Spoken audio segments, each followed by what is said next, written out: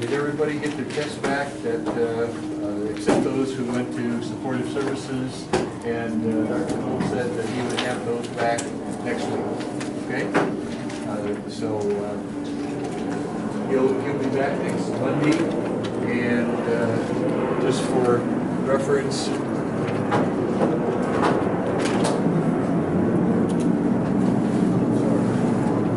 my name is George Schmig, and I teach the other section of 360, so Bill and I work together. The other section, like, after 360, what's the next course that 351. Okay, which is pre-algebra. Right. And I teach the other section of 360 this semester. Right. So, Jose, last name?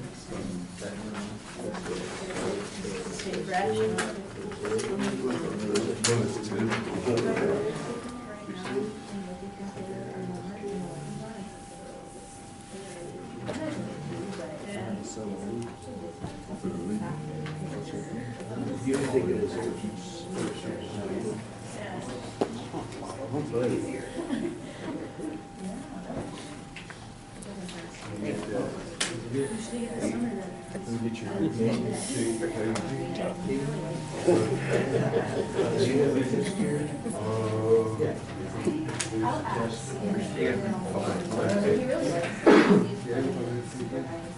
Okay, and anybody who I did not get checked in, I'll be checking in each day just so Dr. Little knows who's here. And you should have a test and the homework then, unless you took them you took the test at supportive services, and he said he would bring those back next week, next Monday when he comes back. And also, if you, when you look at your exam, if you want to negotiate with him for more points or something like that, you'll need to do that after he gets back next week, okay? All right, so let's, first of all, before I forget, the homework for section 6.4, which is what we'll be going over today, are those problems listed up there, okay? And you already have the homework for section 6.3, right? If you missed it, if you weren't here last Friday or whatever, I don't have that, but I'm sure some of your classmates do. So if you talk to someone who has it, Dr. Little did not pass that along. So is there anyone here who was present? Yeah, I have. Why don't you write it on the board over there if you don't mind? And then everybody will be on the same page. For this? This is 6.3? Oh, I'm sorry, wrong section. And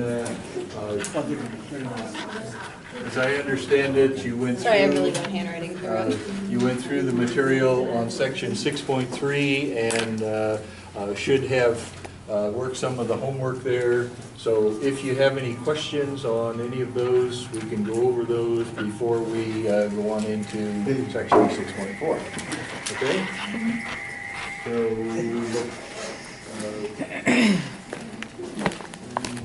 Is that today's homework over there? 6.4, yes. What happened with 6.2? There was no 6.2? Well, you know how numbers are. That's just 6.2. Here's your test. I have that one too, Okay. 6.2. That's a 47? Yeah, 43, 49. Oh, you're ready. 47, 51, 55, 57, 61, 63.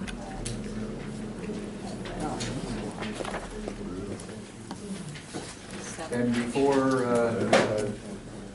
before 6.3, I'm not sure what went on there, if you covered it or not, but any questions on the problems that were assigned on section 6.3? Yeah, okay.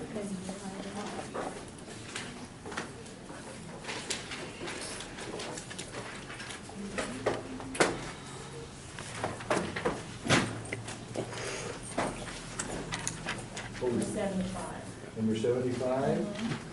Number 75, okay. The graph shows, this is number 75, and it's on page 359, right?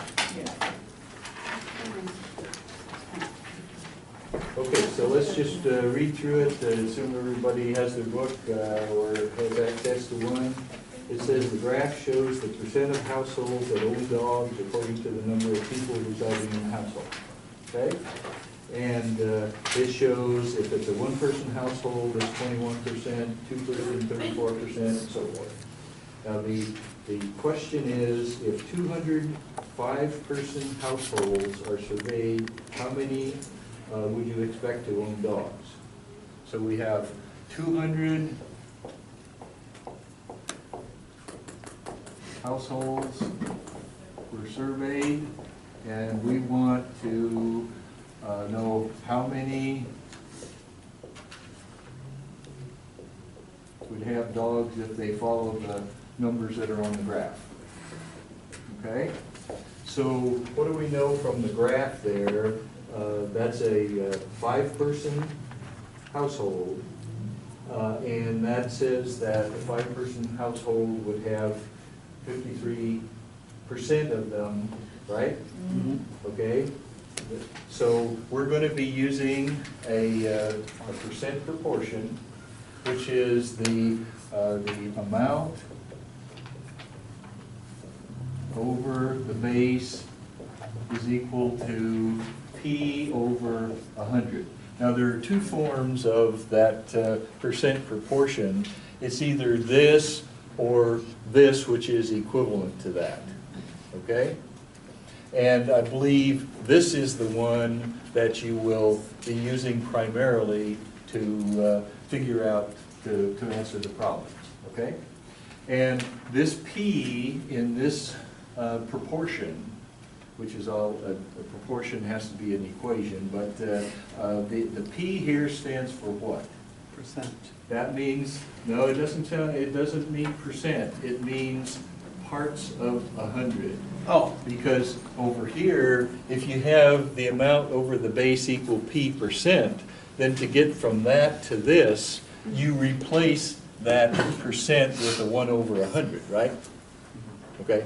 So the P is really parts of 100. parts of Okay? it, okay. Everyone okay with that? Because there's a difference there. So all of these percent proportions really come down to figuring out what's what in the zoo, if you want to think of it that way, because there's going to be an amount, there's going to be a base, and there's going to be a peak. Okay? So which one of those are we going to be looking for here? Which one is the missing piece?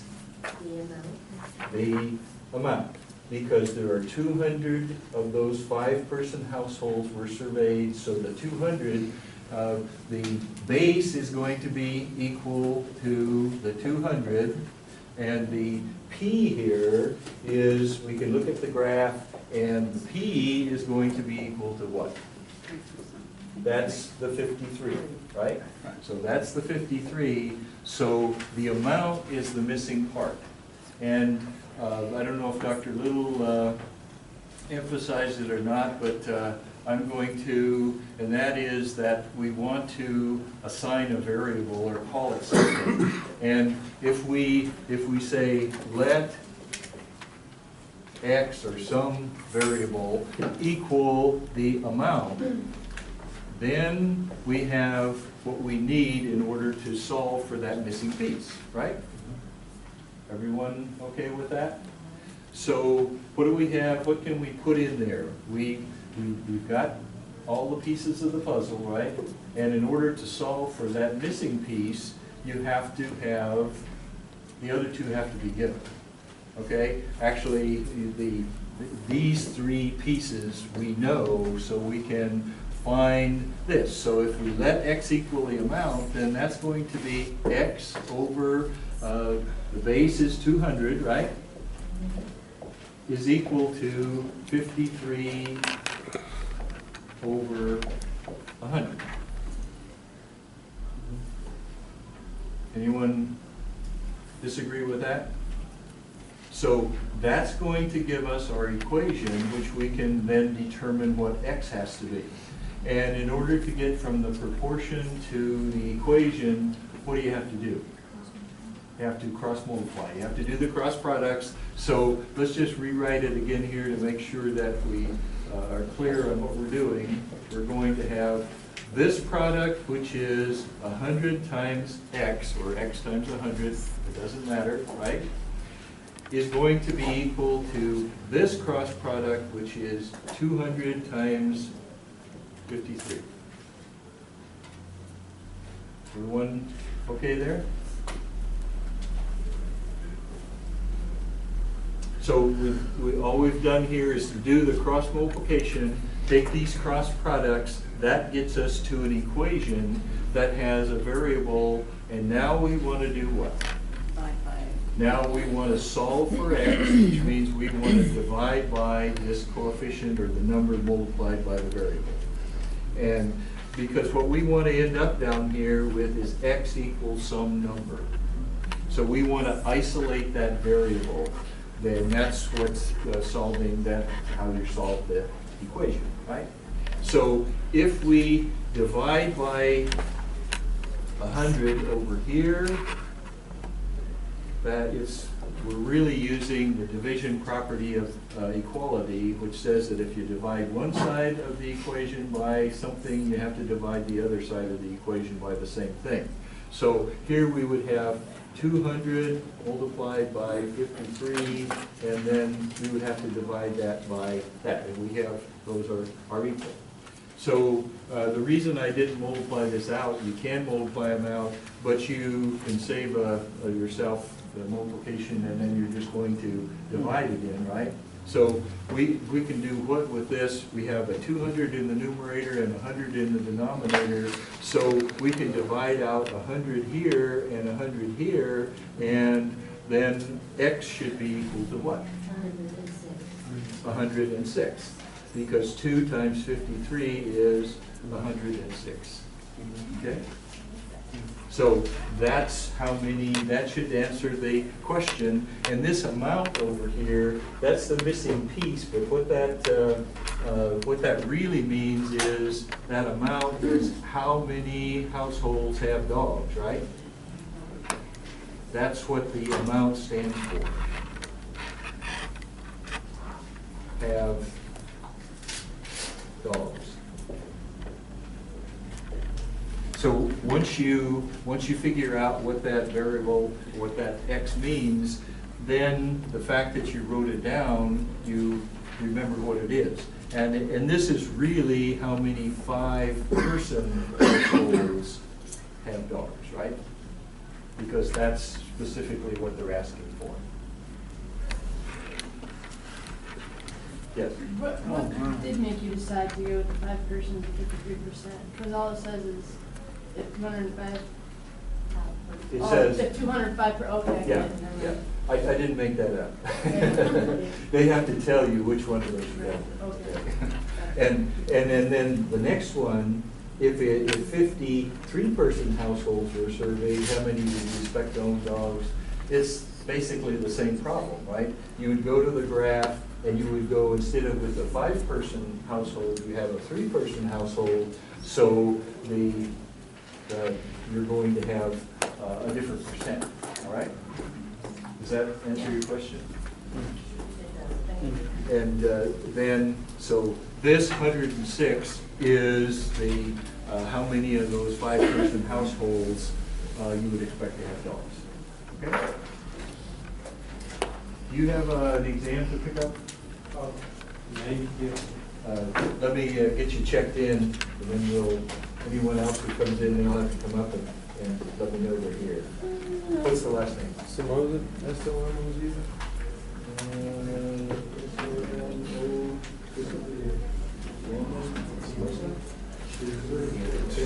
Gotcha.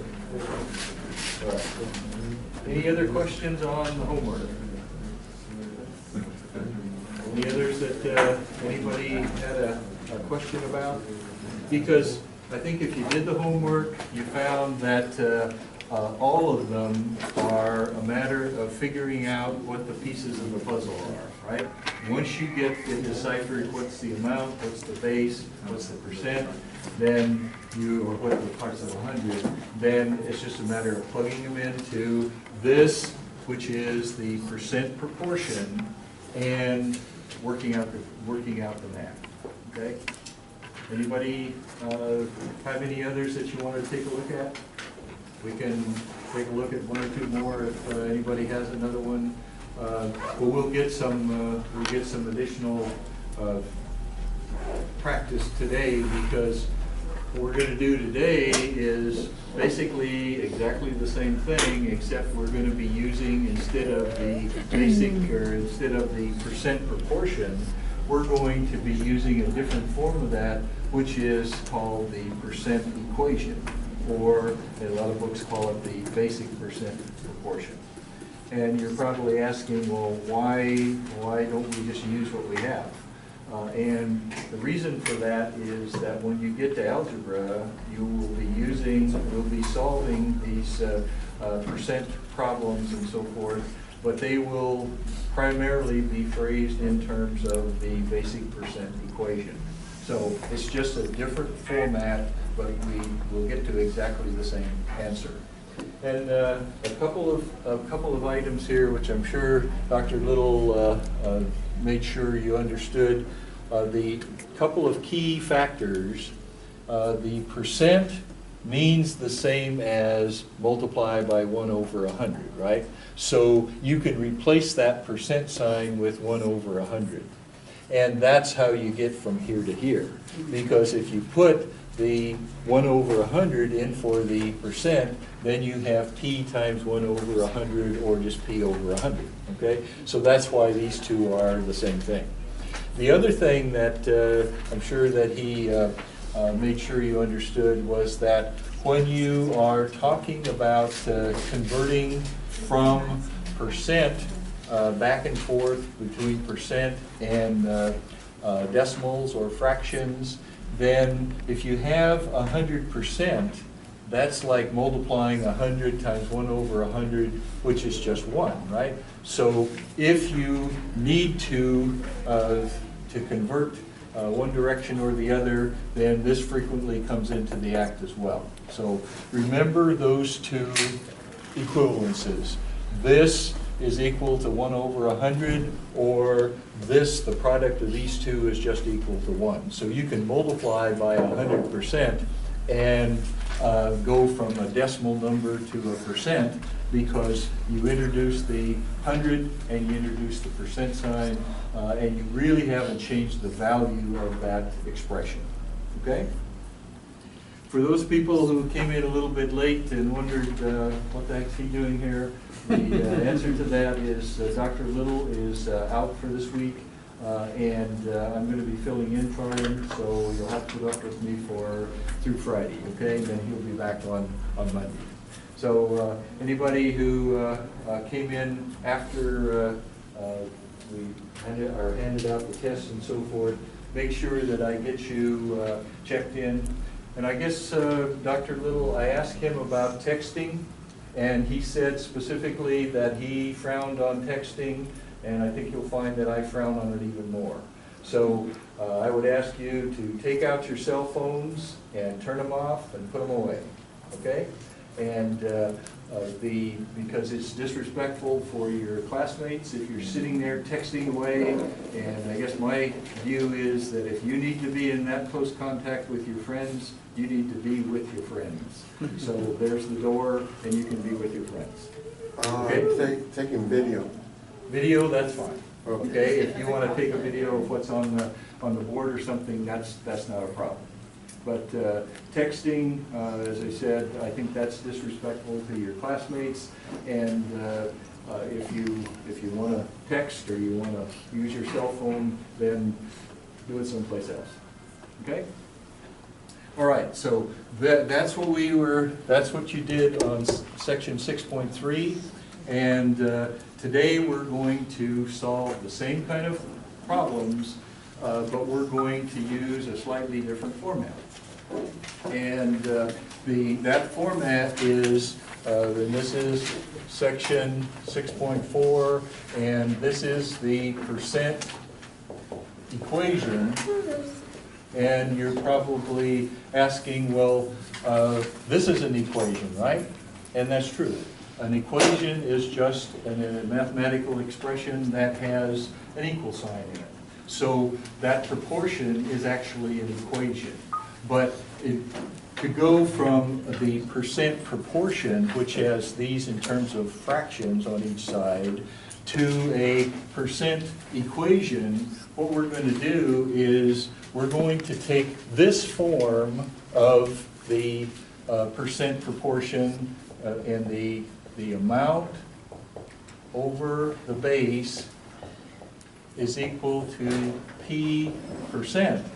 And we're going to get rid of that fraction, if you will, and we can multiply both sides of the equation by the same thing, just like we divided both sides of the equation by the same thing. So if we take the amount over the base equal P percent, if we multiply this side of the equation by the base, then we can multiply this side of the equation by the same thing, and we haven't changed that basic equation, right? We still have an equality there, and what happens here, well, if you think of this as the base over 1, then these divide out, and you're left with the amount is equal to P percent times the base. And this is what's called the percent equation.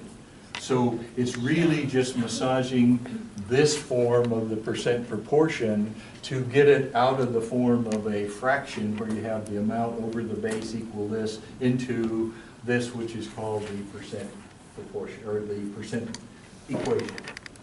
And as you can guess, of course, solving this equation is going to be just like solving the equation over here. When we get to an equation, you're going to be going through and isolating the variable, solving for the variable that makes that a true statement, right? Now, when you do a question and try to figure out what the amount is or the base is, do you have an easy way to determine what is the base and what is the amount? The base is frequently, it frequently follows the word of. And is for the amount. The is, not always, No. and there's nothing Yes, that's always that case. Yes, I noticed But that. is, a lot of times, follows the amount. Okay. But the of is, the base, I think, is probably truer to that than the other one, okay? But that's something to look for. Okay. And of course, the percent part of it, you probably want to do that first because that one's pretty obvious, right? Yes. Yeah, so, but it'll be a game of finding out what those three pieces of the puzzle are and then putting them into, instead of putting them in like we did here, putting them into this and then finding the missing piece. Right. Now, when you worked the problems over here, this P here stands for the parts of 100, right? So when if you had a problem and the percent was the missing piece, then you'd be solving for the P, but the P is not P percent. You have to include that percent sign afterward because the percent sign is really, if we write this as, let's put another thing in here, and this is P times 1 over 100, which is P over 100. And this is really that's really what the percent sign stands for, right? So when you solve for that parts of 100, then you have to end up including the percent sign to go along with the P, okay? So that's how these would work if the P was the missing part. So let's, since we've worked one of these, And any one of the problems that you worked in section 6.3 using the percent proportion, you'll be able to solve exactly those same problems using the percent equation, because they have the same ingredients there. So let's go ahead and do a couple of these skill practice problems just to help you identify what the pieces are, because that's the name of the game, just like it was over there in the percent proportion. And so let's do, and it'll say here, solve using the percent equation, which means that you need to use this, and you need to find the parts that go into that. So the first one is what, if I can get this silly thing to right, what is 40% of 90? And we want to, it says to solve and to use the percent equation. So you probably say, well, 40% of 90 is you just multiply the two together and you're done, right? But we want to use the percent equation. So we want to identify what the parts of this are. We've got an amount, we've got the percent, and we have the base that we have to identify. And here, what is, first of all, what's the base? 90. 90. This is the base, okay? And a clue again is it follows that of. Now, this obviously is the P percent, right? The 40% is the P percent. So what does that mean? What is the amount, right? So this, the question mark, is the amount. So we would want to let X equal the amount. That's the missing part. And then we can go ahead and start plugging the pieces into, now using the percent equation instead of the percent proportion. We could solve it using the percent proportion, but it specifically asks for you to use the percent equation. So that's just to get familiar with it. So we know that the amount is equal to P percent times the base. So we know what the base is, we know that that's 90, and the P percent is 40%, and the X is what we have said, that is what we're calling the amount. In other words, we have assigned the variable. And that may seem like it's a waste of time, given that we want to write it out, but we want to get familiar with using that equation. So let's identify what they are and substitute them in and just work it down the line. Now, when we get down here, what are we going to have to do? Well, if we take 40%, is that a number?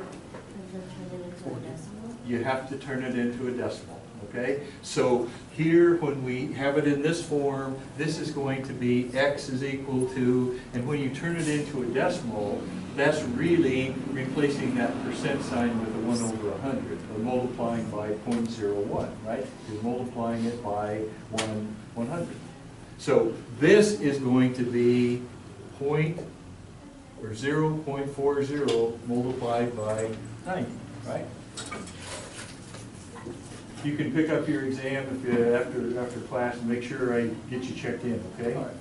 So whenever you're using the percent equation and you have to do a multiplication using that percent or a division using that percent, you have to turn it into a decimal before you do it.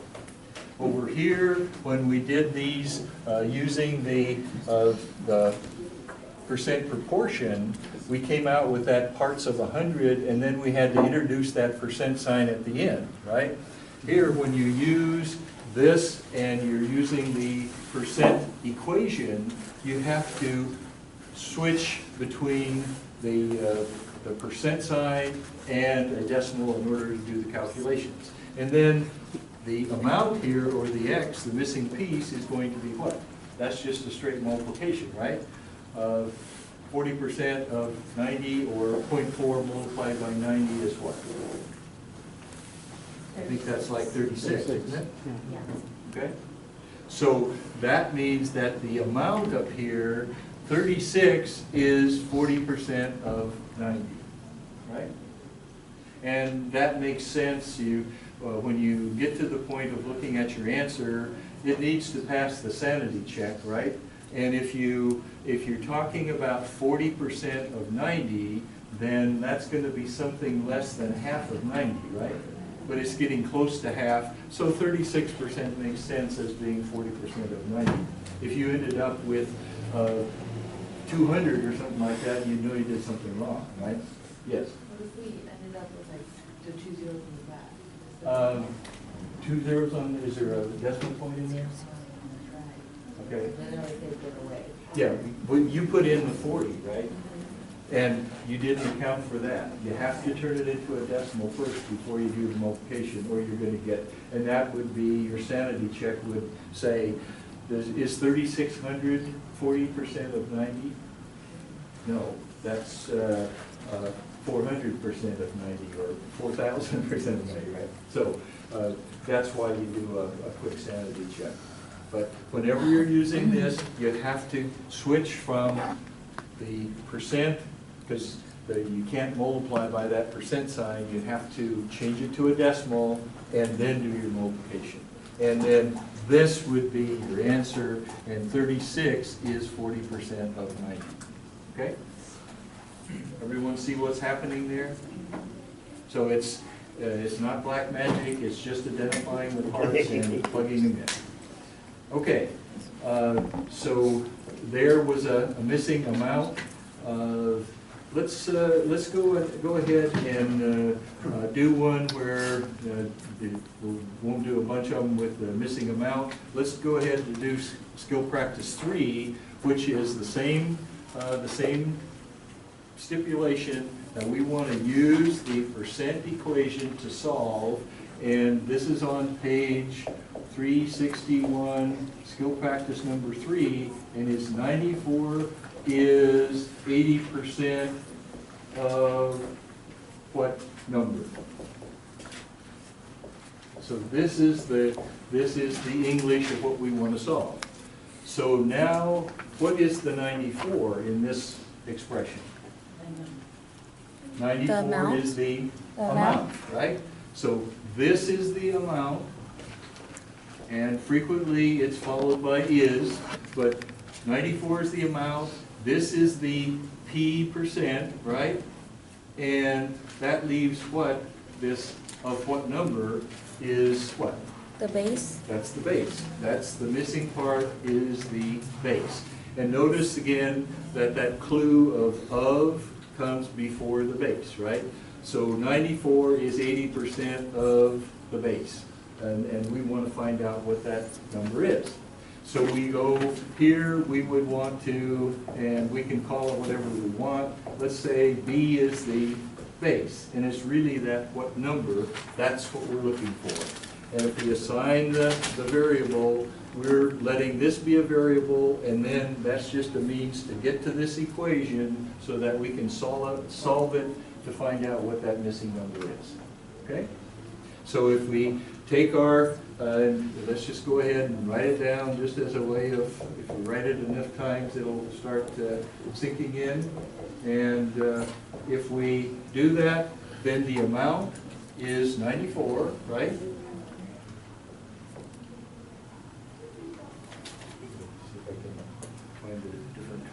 Hand that maybe looks a little better.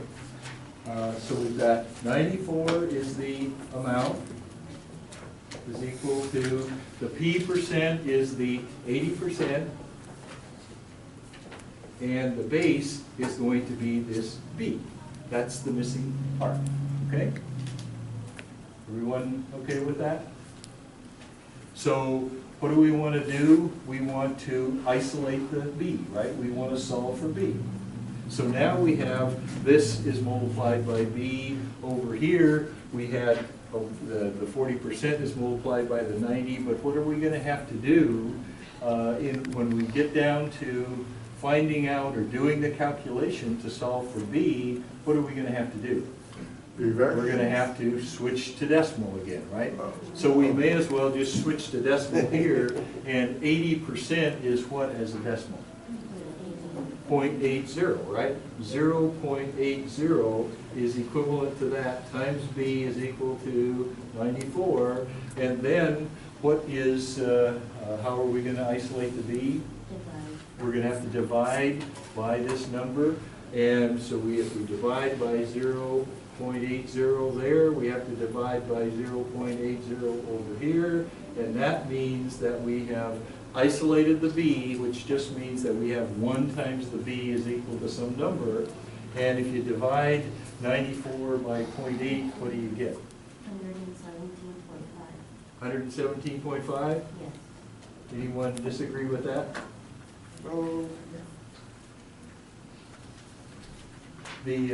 So what does that make sense up in our original equation? If we take 80% of 117.5, then that's going to be about 94, right? In fact, it'll probably be exactly 94 if we work it out, all right? Because it meets the sanity check. If this number had come out to be less than 94, you'd know you'd be wrong, right? Because if that was less than 94, then what would this percent have to be? It'd have to be something bigger than 100, right? And it's not, okay? So this, the base is equal to 117.5, and that is this 117.5 would be, that's the number that we're looking for. Everybody see kind of what's going on? So again, here we had 1, which is the amount. Here we have 1, which is the base. And then let's look for 1 where we have the percent missing. Okay. Could we hold down the chatter? Again, other people might like to listen to what's going on and pay attention. That's again being disrespectful to your neighbors, and so let's just not have the socializing during class. Okay, so everyone okay on these two?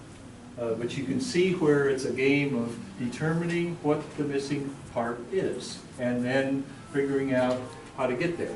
So let's do the third variety of these, and then we'll look at something where they're mixed up.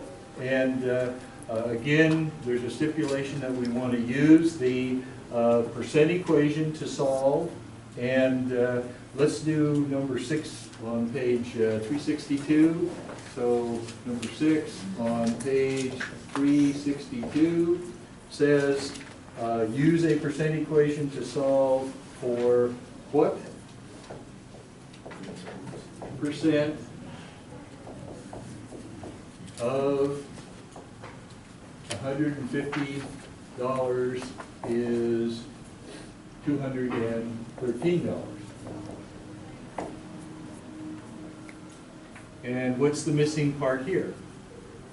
Well, it's pretty much a dead giveaway, right? Because it asks you what percent.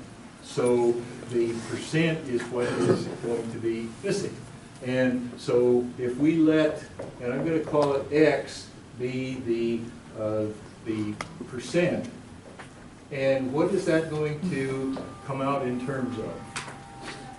Here we had to convert to a decimal in order to get to the amount or the base, right? So what do you think this percent is going to come out in terms of?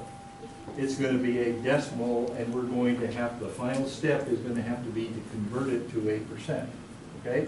So this percent that we're looking for will be in decimal, okay? And so which one of these is the amount and which one of them is the base? What percent of 150 is 213? So this 150 is what? The base. That's the base, okay? And the 213 is going to be the amount. So now we have the pieces of our equation, right? Now, you can tell right away, what is the percent going to be? Is it going to be bigger than 100% or is it going to be less than 100%? Bigger? Bigger? Right? Because that means that this being the amount, 213 is bigger than 150. So our percent should come out to be bigger than 100%. So let's go back to our equation again. We let x equal the percent, so let's write it down again. Amount is equal to p percent times the base. Now all we need to do is plug in the pieces. And here, this x that goes in for the percent, remember that it's going to be in terms of decimal, and we're going to have to convert it to percent. And the base is the 150, so we've got 150 there, and the amount is 213, and these are both in terms of dollars, but we can leave off the dollar signs because if we want to divide them out, that's fine, but then it's the same game, right? What are we going to have to do to isolate that x? We need to divide. And we need to divide by 150, right? If we divide by something on this side of the equation, we have to divide by exactly the same thing on the other side of the equation. And that's always those properties of equality, just like we used over here. We divide, in all of these, you're going to be dividing, but turns out there are 4 properties of equality, and they're multiplication, division, addition, and subtraction. And as long as you aren't dividing by zeros, then of course, if you're adding, subtracting, or multiplying by 0, it's not going to be very exciting because you're going to have nothing on both sides. But anyway, here, so the whole reason for doing this is to isolate that x, right? So we've got 1 times x is equal to, and if you divide 213 by 150, what do you get? 1.42. 1.42? Okay, now remember, this is in decimal, right? So we wanted the what percent of that, so what do we want to do? We want to Is it use 147%? this equivalent here. We want to multiply by 100 and put the percent sign in. And when we multiply by 100 and put the percent sign in, we can do that because we're multiplying by 100%, and then that gives us the x in percent, right? And that is moving it over 2 places, and it's 142% is equal to that, the p percent. Now it's in percent, not in decimal. But that's something that you're going to have to do every time you use the percent equation. You're either going to have to switch it into decimal on the way to the party to get to that number, or if you're doing this, you're going to have to switch it back to percent by putting that, switching from decimal, which is what the calculation comes out in terms of multiplying by 100% to introduce that percent sign. Okay, so one end or the other, you're going to be using that. Everybody okay with that? All right, so that's one of each of those varieties. And of course, on the next test that you have, I'm sure Dr. Little is not going to tell you this is an amount problem, this is a base problem, or this is a percent problem. They're all going to be mixed up, right? So you're going to have to figure out what's the missing piece, and it's going to be the same game, but we have to go through and figure that out. So let's take an example where we aren't told that, okay, let's do a couple of these where the amount is missing, then let's go do a couple where the base is missing, and do a couple where the percent is missing. Let's go over there into the applications of percent equations on page 363 and see what Well, let's do number 8. I think we have time for that. It says that, and this is on page 363, number 8, the words say that Brandon had $60 in his wallet to take himself and a date to dinner and a movie. If he spent $28, so he had $60, he spent $28 on the movie. No, if you spend $28 on dinner,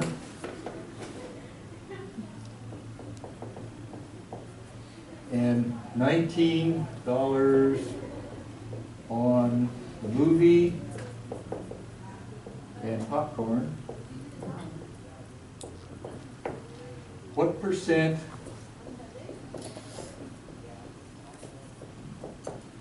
of his money did he spend?